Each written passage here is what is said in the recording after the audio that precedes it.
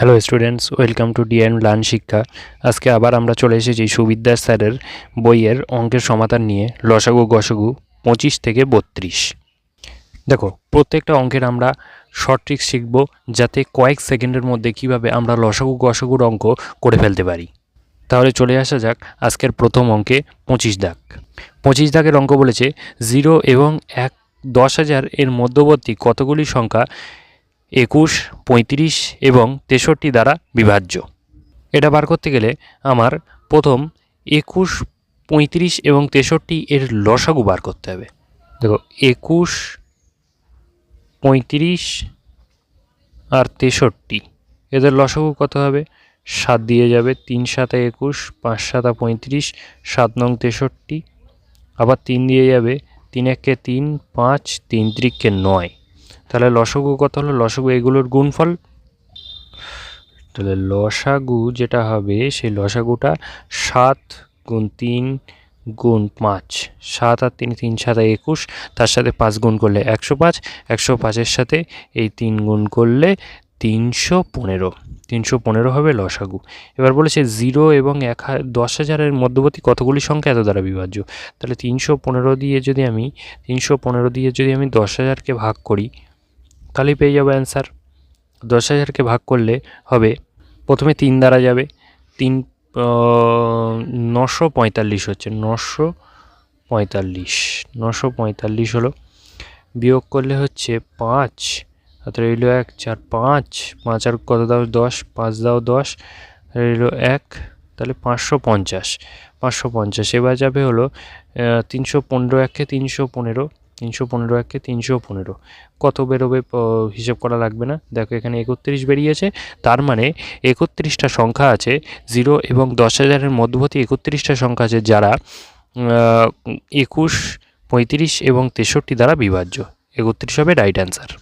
চলে পরবর্তী অঙ্ক। দুটি সংখ্যার সমষ্টি 77 এবং তাদের গসাগু 7 হলে কতগুলি সংখ্যা জোড় পাওয়া যাবে। ধরো গসাগু যেহেতু 7, তাহলে আসলে সংখ্যাটা হবে 7x আর 7y। এমন হবে সংখ্যাটা, যেখানে x আর y পরস্পর মৌলিক।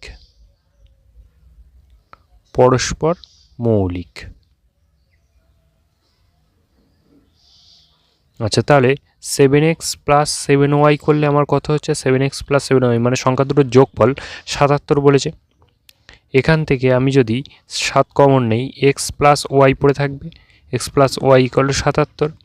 তার মানে বা x প্লাস ওয়াই সমান 12 হলো, এই 77-কে 7 দ্বারা ভাগ করলে 11। আচ্ছা, এমন কোন কোন পরস্পর মৌলিক সংখ্যা যাদের যোগফল 11 হয়? 1 আর 10 যোগ করলে হয়। আচ্ছা, তারপর 2 আর 9 যোগ করলে হয়, এরাও পরস্পর মৌলিক। আচ্ছা, তারপর 3 আর 8 যোগ করলে হয়, এরাও পরস্পর মৌলিক। আর কি হয়? 4 আর 7 যোগ করলে হয়, এরাও পরস্পর মৌলিক। 5 আর 6 যোগ করলে হয়, এরাও পরস্পর মৌলিক। দেখো, এই কটা সংখ্যা জোড় ছাড়া আর কোনো সংখ্যা জোড় পাওয়া যাবে না। তার মানে 5টা সংখ্যা জোড় পাওয়া গেল। তাহলে অপশান ডি রাইট অ্যান্সার, 5। চলে আসি পরবর্তী অঙ্কে। কি বলেছে দেখা যাক পরবর্তী অঙ্ক। দুটি সংখ্যার গুণফল 375 এবং তাদের গসাগু 5 হলে কতগুলি সংখ্যা জোড় পাওয়া যাবে। দেখো, গসাগু 5 মানে হলো 5x আর 5y হবে সংখ্যা দুটো, যেখানে x ও y কি পরস্পর মৌলিক। এখানে বলেছে সংখ্যা দুটির গুণফল 375। তার মানে 5x আর 5y যদি আমি গুণ করি, তাহলে 375 হবে। এখান থেকে 5 5 25, 25xy সমান 375, বা এক্স ওয়াই মানে এক্স আর ওয়াই এর গুণ সমান 375/25। দেখো, 15 আর 25 দিয়ে গুণ করলে 375 হয়। তার মানে এক্স আর ওয়াই গুণ করলে 15 আসবে। আচ্ছা, এমন কি গুণ করলে 15 আসে? এমন কোন কোন পরস্পর মৌলিক সংখ্যা গুণ করলে 15 আসে? দেখো, 1 আর 15 গুণ করলে 15 আসে। 3 আর 5 গুণ করলে 15 আসে, তাছাড়া আর কিছু গুণ করলে 15 আসে। তার মানে এমন কত জোড়া সংখ্যা পাওয়া যাবে? এমন 2 জোড়া সংখ্যা পাওয়া যাবে। তাহলে 2 রাইট অ্যান্সার। চলে আসি পরবর্তী অঙ্ক 28 দাগ। দুটি সংখ্যার গুণফল 432 এবং সংখ্যা দুটির গসাগু 6 হলে কতগুলি সংখ্যা জোড় পাওয়া যাবে? দেখো একইভাবে সংখ্যা জোড় হলো এমন সংখ্যা দুটি হলো যাদের গসাগু 6, যেমন 6x আর 6y হবে, 6x আর 6y। আচ্ছা, তা যেখানে x ও y কি, x ও y পরস্পর মৌলিক।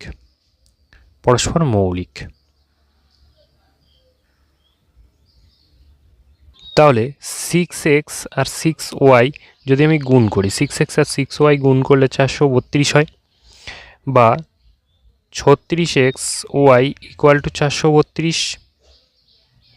একইভাবে xy ইকুয়াল টু 432/36। কাটাকুটি করলে দেখা যায় যে 36 আর 12 গুণ করলে 432 হয়। তার মানে x আর y গুণ করলে 12 হচ্ছে। এমন দুটো মৌলিক সংখ্যা বার করতে হবে যাদের গুণফল 12। আচ্ছা, 1 আর 12 গুণ করলে 12 হয়, তারপর 3 আর 4 গুণ করলে 12 হয়। এরাই মৌলিক সংখ্যা পরস্পর, যাদের গুণ করলে 12 হয়। তাছাড়া আর কোনো মৌলিক সংখ্যা পাওয়া যাবে না পরস্পর গুণ করলে 12 হয়। 6 আর 2 গুণ করলেও 12 হয়, কিন্তু 6 এবং 2 পরস্পর মৌলিক সংখ্যা নাই। তাহলে এমন কত জোড়া সংখ্যা পাওয়া যাবে? এমন 2 জোড়া সংখ্যা পাওয়া যাবে। Option A 2 right answer. চলে আসি পরবর্তী অঙ্ক কি বলেছে দেখো, দুটি সংখ্যার গসাগু 3 এবং লসাগু 243 হলে সম্ভাব্য কত জোড় সংখ্যা পাওয়া যাবে? এবার দেখো, গসাগু 3 মানে আমি কি বলেছি, সংখ্যা দুটো 3x আর 3y হবে, যেখানে x আর y পরস্পর কি মৌলিক সংখ্যা। এবার 3x আর 3y এর লসাগু কী হতে পারে? 3 দিয়ে যাচ্ছে, 3x y হলো, তার মানে লসাগু এইগুলোর গুণফল। তার মানে 3 ইন্টু এক্স ইন্টু ওয়াই, তার মানেই হলো 243, বা এক্স ওয়াই মানে 243/3। দেখো কাটাকুটি করলে কি হচ্ছে, 3 8 24, 3 1 3 মানে 81 হচ্ছে, মানে এক্স আর ওয়াই গুণ করলে 81 হবে। এমন কোন কোন মৌলিক সংখ্যা পরস্পর মৌলিক সংখ্যা পাওয়া যাবে যাদের গুণ করলে 81 হয়?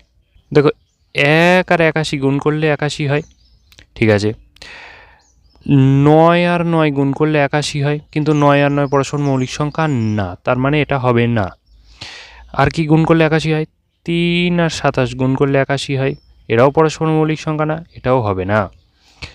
আর কিছু গুণ করলে 81 পাওয়া যায় না, তাহলে অপশান বি একটাই উত্তর পাওয়া যাবে, অপশান বি 1 রাইট অ্যান্সার। চলে আসি পরবর্তী অঙ্ক বলেছে দুটি সংখ্যার গুণফল 845 এবং তাদের গসাগু 13 হলে বড় সংখ্যাটি কত?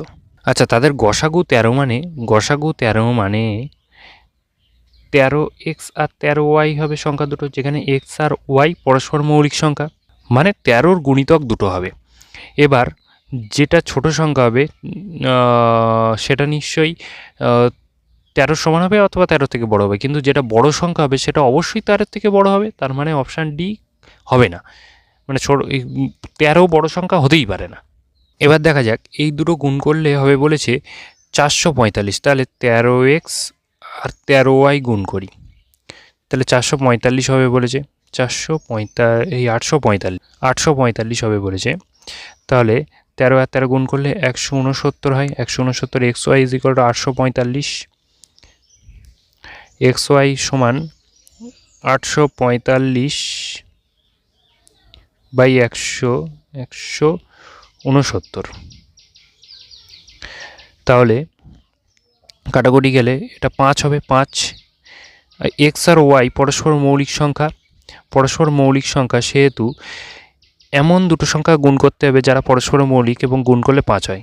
1 আর 5 এমন দুটো সংখ্যা, তাহলে যে বড় সংখ্যাটা হবে সেটা 5-এর গুণিতক হবে, মানে 13 আর 5 গুণ করলে যেটা আসবে 13 গুণ 5 হবে, সেটা 5 13 65 হবে বড় সংখ্যা। চলে আসি পরবর্তী অঙ্ক দেখো কি বলেছে, 31 দাগ। দুটি সংখ্যার গসাগু 13 এবং লসাগু 286 হলে সংখ্যা দুটির প্রত্যেকটি 13-এর বড় হলে বড় সংখ্যাটি কোনটি? আচ্ছা দেখো, তাহলে দুটো সংখ্যার গসাগু 13 মানে সংখ্যা দুটো 13x আর 13y হবে। লসাগু কীভাবে বার করা যায়? 13 দিয়ে ভাগ করা যাচ্ছে x আর y, যেখানে x আর y পরস্পর মৌলিক, তাহলে 13xy হলো লসাগু, এটা হলো লসাগু। এই লসাগু সমানই কি বলেছে, লসাগু সমানই হলো 286, বা তাহলে X Y is equal to 286/13, 13 দুগুণ 26, 13 দুগুণ 26, 22 হলো। তার মানে এমন দুটো পরস্পর মৌলিক সংখ্যা খুঁজতে হবে যাদের গুণফল 22 হয়, যাদের গুণফল 22, 2 এবং 11 গুণ করলে 22 হয়, আর 1 এবং 22 গুণ করলে 22 হয়। তাহলে এই অপশানটা যদি আমার হতো তাহলে কি হতো, একটা 13কে 1 দিয়ে গুণ আর একটা 13কে 22 দিয়ে গুণ, 13কে 1 দিয়ে গুণ করলে তো 13 হয়ে যেত, কিন্তু এখানে বলেছে প্রতিটি সংখ্যা 13 এর বড়, তাহলে 13 হবে না, মানে এইটা হবেই না, তাহলে এইটা হবে, তাহলে বড় সংখ্যা কি হবে, 13 গুণ 11, 13 গুণ 11 করলে কত হয়, 143, 143 রাইট অ্যান্সার। চলে আসছি পরবর্তী অঙ্ক 32 দাগের অঙ্ক, দুটি সংখ্যার গসাগু 11 এবং লসাগু 1716 হলে সংখ্যা দুটি 3 অঙ্কের হলে তাদের সমষ্টি কত। দেখো দুটি সংখ্যার গসাগু 11 মানে হলো সংখ্যা দুটো 11x আর 11y হবে, 11y। এবার সংখ্যা দুটোর সমষ্টি জিজ্ঞাসা করেছে, সংখ্যা দুটোর সমষ্টি মানে হলো 11x প্লাস 11y। আচ্ছা 11x প্লাস 11y বের হবে, তার মানে 11 কমন গেলে x প্লাস y পড়ে থাকবে, তার মানে সংখ্যা যেটা হবে সেই সংখ্যাটা অবশ্যই 11 এর গুণিতক হবে। দেখো 11 এর গুণিতক, আমি ডিভিজিবিলিটি রুলে বলেছিলাম 11 এর গুণিতক কীভাবে চেক করা যায়। তোমরা যদি ডিভিজিবিলিটি রুল না জানো বা না দেখে থাকো, ভিডিওটা আমার ডেসক্রিপশান বক্সে ভিডিওর লিঙ্কটা দেওয়া আছে, তোমরা গিয়ে দেখে নেবে যে কিভাবে 11 দ্বারা বিভাজ্য কোনো সংখ্যা কিভাবে 11 দ্বারা বিভাজ্য সেটা বার করা যায়। তাহলে এখানে দেখা যাক কোনো সংখ্যা 11 দ্বারা কীভাবে কোন সংখ্যাটা 11 দ্বারা বিভাজ্য। প্রথমে অপশান এ চেক করা যাক। অপশান এ দেখো, একটা বাদে একটা যোগ করতে হয়, একটা বাদে একটা যোগ মানে 3 আর 5 যোগ করলে 8 হয়, 8 মাঝখানে পড়ে থাকলো 7, 7কে বিয়োগ করলে 1 হয়, 1 কি 11 দ্বারা বিভাজ্য না, 11 দ্বারা বিভাজ্য না, তার মানে অপশানে কাটা। অপশান বি দেখো, একটা বাদে একটা যোগ করবো, 3 আর 6 যোগ করলে 9 হয়, 9 থেকে 7 বাদ দিলে 2 হয়, 2 কি 11 দ্বারা বিভাজ্য না, 2 11 দ্বারা বিভাজ্য না, তাহলে এই অপশানও কাটা। এই অপশানটা চেক করি, একটা বাদে একটা 2 আর 6 যোগ করলে কত হয়, 2 আর 6 যোগ করলে 8 হয়, 8 থেকে মাঝখানের সংখ্যা যদি আমি 7 বাদ দিই 1 হয়, 1 কি 11 দ্বারা বিভাজ্য না, 11 দ্বারা বিভাজ্য না, তাহলে এই সংখ্যাটা 11 দ্বারা বিভাজ্য না, তাহলে অপশান ডি অবশ্যই রাইট হবে। কিন্তু চেক করে নেই একটুখানি, একটা বাদে একটা যোগ করবো, 1 আর 5 যোগ করলে কত হয় 7, আর মাঝখানের সংখ্যা 7, 7 বিয়োগ 7 থেকে 7-এর ডিফারেন্স হলো 0, 0 হলো 11 দ্বারা বিভাজ্য, তাই এই সংখ্যাটা 11 দ্বারা বিভাজ্য, তাহলে অপশান ডি রাইট অ্যান্সার।